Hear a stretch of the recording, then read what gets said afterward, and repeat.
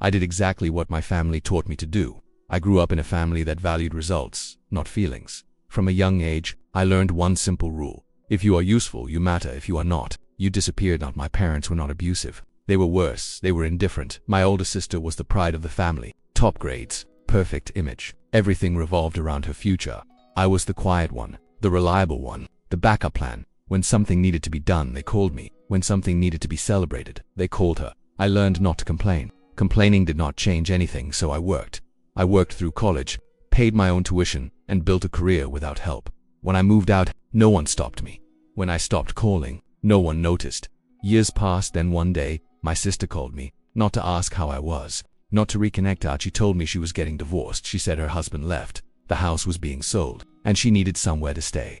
My parents followed up shortly after. They said it would only be temporary, just until she got back on her feet.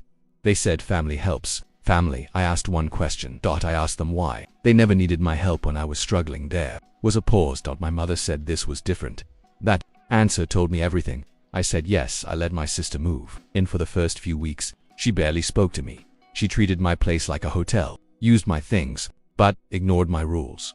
One night, I overheard her on the phone. She was talking to my parents. She said living with me felt embarrassing. She said she deserved better. She said she could not believe this was all I had achieved. I did not interrupt. The next morning, I made a decision. I told her she had 30 days to find somewhere else. I did not argue. I did not explain. I printed the notice and placed it on the table. She cried. She told my parents. They called me furious. They said I was heartless. They said I had changed. They said I was punishing her. I listened. Then I said something calmly. I said I was simply following the values they taught me. That everyone is responsible for their own life. That help is not guaranteed. It is earned. They were silent. My sister moved out quietly. Since then, my family barely speaks to me. There are no more requests, no more expectations. Just distance.